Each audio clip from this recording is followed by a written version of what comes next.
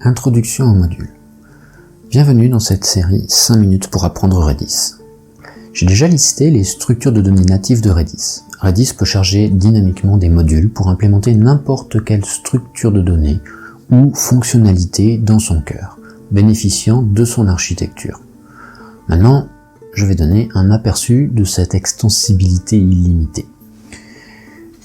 C'est une bibliothèque dynamique. Techniquement, un module est une bibliothèque partagée dynamique. Il peut être développé dans n'importe quel langage de programmation tant qu'il peut exporter un symbole d'entrée onload.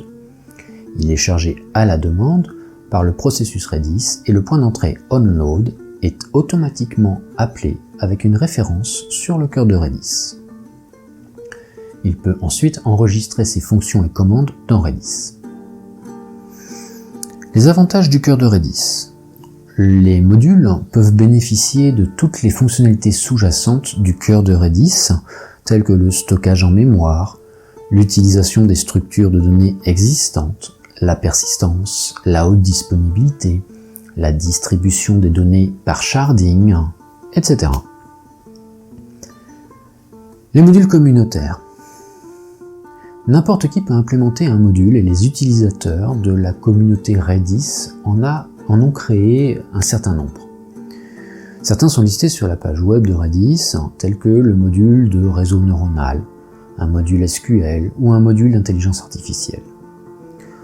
Ensuite, les modules de qualité entreprise. Certains modules sont également disponibles dans le produit Redis Enterprise de Redis Labs, tels que les moteurs de recherche plein texte, de base graph ou d'intelligence artificielle basée sur les tensors, mais aussi des structures de données JSON ou séries temporelles. Alors, je vais vous faire une démonstration. Il me reste approximativement 30 secondes pour démontrer chaque module en respectant le format 5 minutes. Et ce n'est qu'un aperçu rapide et je publierai plus tard des contenus spécifiques pour certains d'entre eux. Alors, tout d'abord, la compilation des modules. Le code source est habituellement extrêmement court. Une fois récupéré, la compilation n'est plus qu'à une commande make et le module sera prêt à être chargé dans Redis. On va commencer avec le réseau neuronal par exemple. Avant de charger le module, les commandes de réseau neuronal ne sont pas reconnues et ne sont pas disponibles. Dès le chargement, les commandes sont enregistrées et disponibles. Nous créons alors un réseau de régression avec 2 entrées et une sortie. Nous lui donnons quelques exemples d'addition à 2 termes. Et avant de l'entraîner, on va tester le réseau ne connaît pas le résultat de 1 plus 1.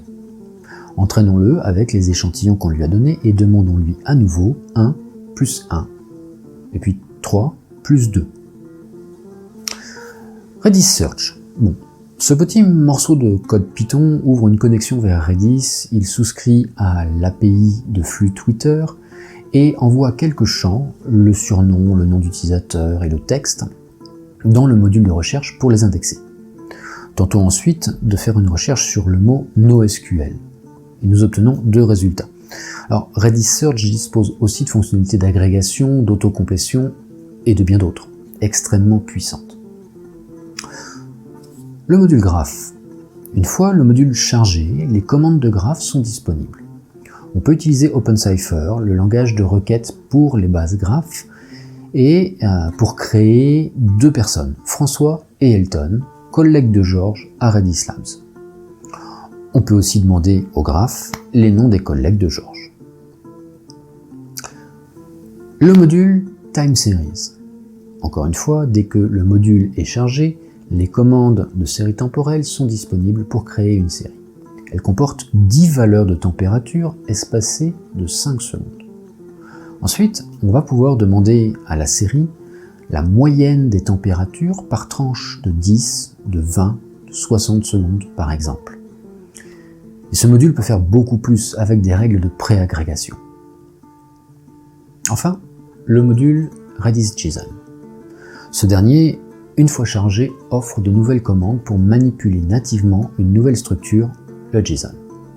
On peut créer un document utilisateur avec un âge et une adresse, le récupérer dans sa globalité, mais aussi incrémenter son âge, ajouter un pays à son adresse ou récupérer un sous-objet sans devoir récupérer l'objet complet. Je dédierai des épisodes au développement de modules et à certains modules spécifiques un peu plus tard. En attendant, si vous avez trouvé ce contenu utile, vous pouvez le partager. N'oubliez pas de cliquer sur le bouton j'aime ou j'aime pas, les deux me sont très utiles pour adapter le contenu. Si vous voulez en apprendre plus, vous pouvez aussi souscrire. Merci.